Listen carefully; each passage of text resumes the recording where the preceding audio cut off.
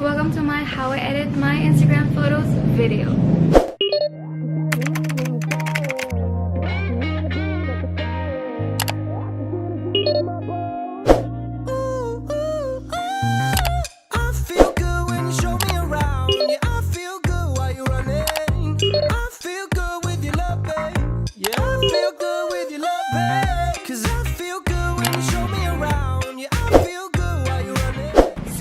I'll be sharing with you guys the apps that I use and how I edit my photos. So the first app that I wanted to show you guys is the VSCO or the VSCO app. So this app is my most used app on every single one of my photos. So I always use this one. So my favorite filter is HB2 and J2. So ito lang yung kadalasan dalawang filter na pinag-aawayan ng mata ko kung ano mas maganda. Kasi, and minsan, I want the J2 para medyo minimal lang yung feeling niya. And sometimes, I want yung HB2 para vibrant yung color niya.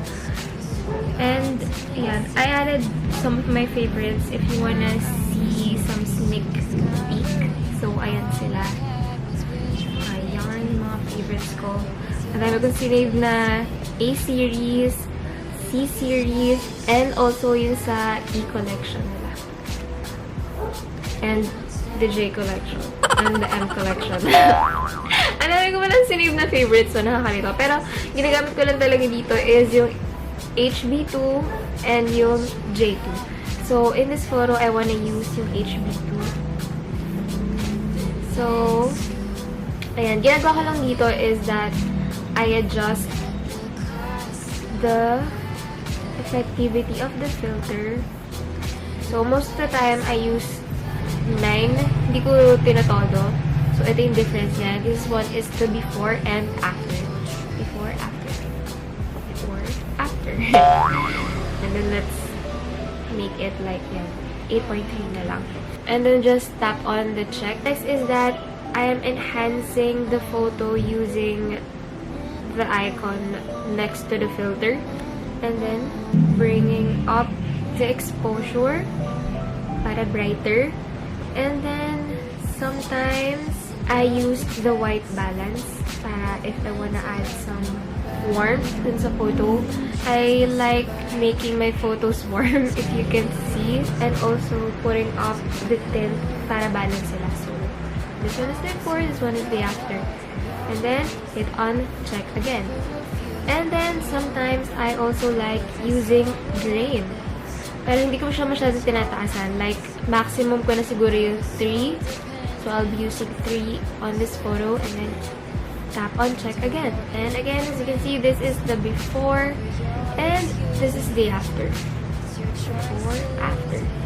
And then, just tap on next. And then, save to camera roll. And then, save.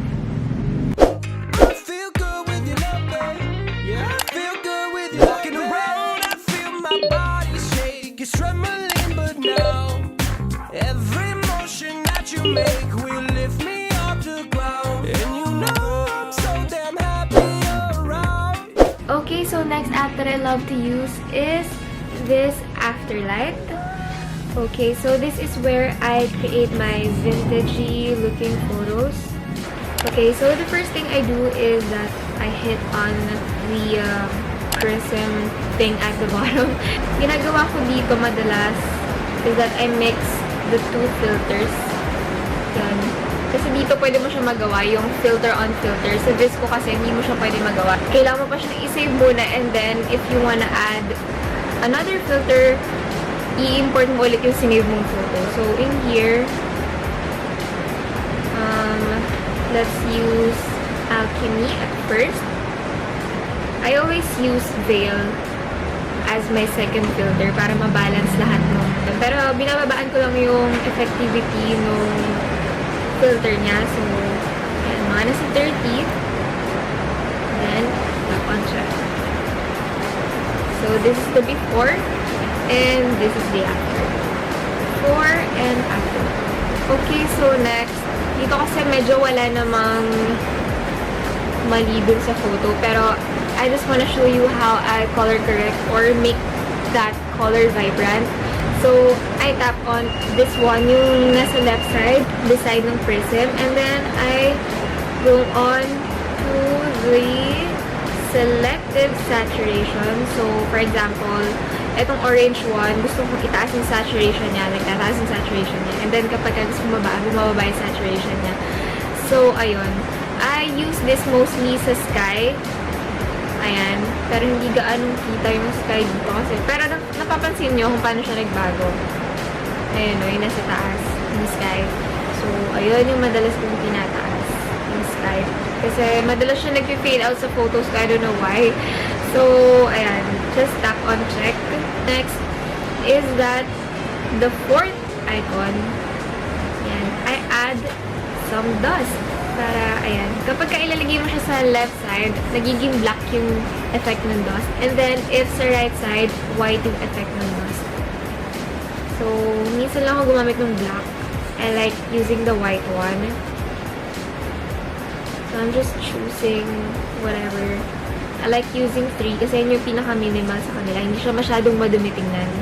And then, hit on check. Okay, so next to add the drama effect, I use this one, yung light. As you can see, there. I think this is what you call the light leaks. The effect that you can see on Polaroid cameras. So, I am lowering down the effectivity of the filter to 50% to 60%. And then tap on check. So this is the before and this is the after. Before and after. And then tap on next and then save. Meron din kayong options dyan if you want max or if you want to add frames on your photos, pwede rin. And then, ayan, just tap on save.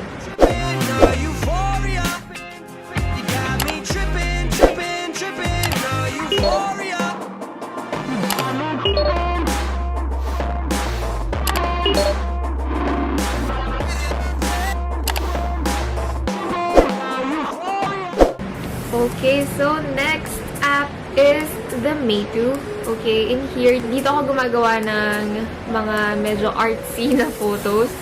So, ginagawa ko lang dito is that sometimes I'm using their filters also. Pero lahat naman to maganda, so pili-pili na lang kayo. So, on this photo, I'll just use this one. The M and 3. And then, tap on check. And the next is, gusto ko dito yung cutout eh. Actually, look. It automatically cuts out yung photo. Ayun o, see? And then you can move yourself around. Ayun o, see? See how I did? Naka-move ako sa photo.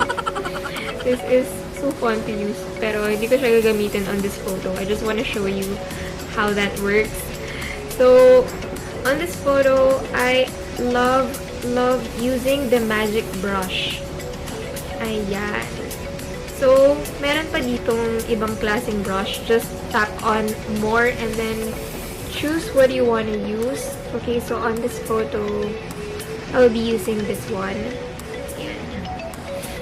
And then, pwede mong i-adjust yung pen size.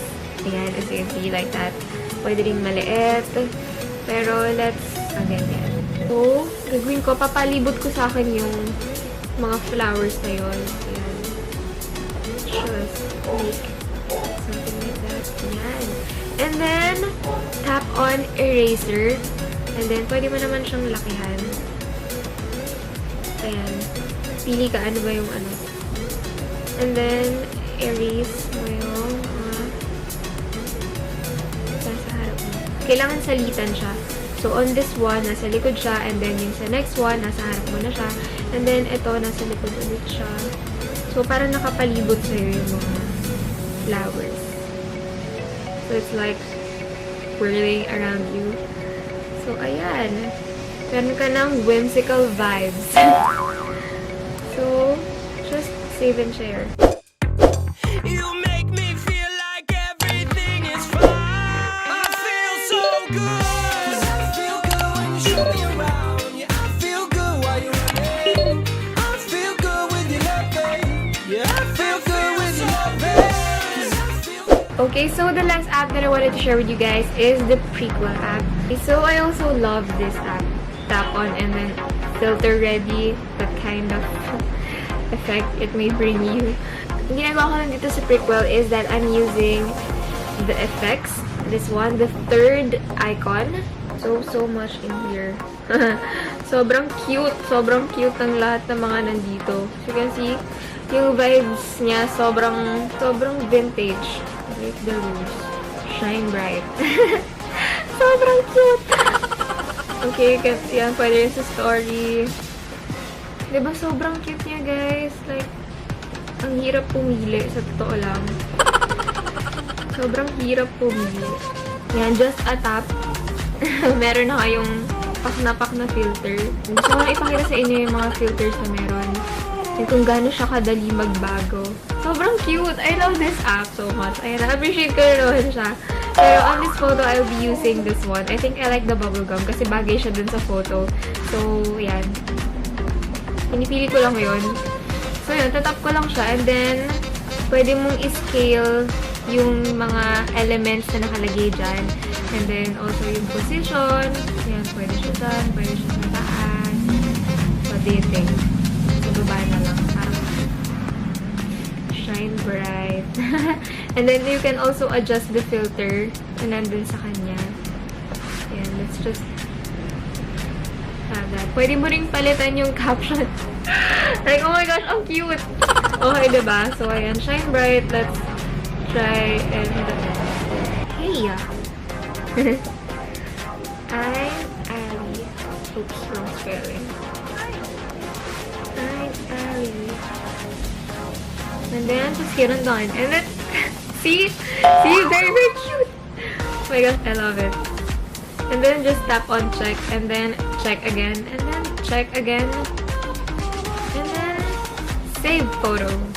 Okay, that's it for this video, guys. I hope may natutunan kayo and you enjoyed as much as I did. And then, if you like my edits and you want more of this videos, just subscribe and hit on the bell button beside it to get you notified whenever I posted videos like this. And then, yeah, if you were inspired sa mga photos na ginawa ko, you can also tag me and then I'll share it. So that's it, guys. Thank you so much for watching and see you in the next video. Bye!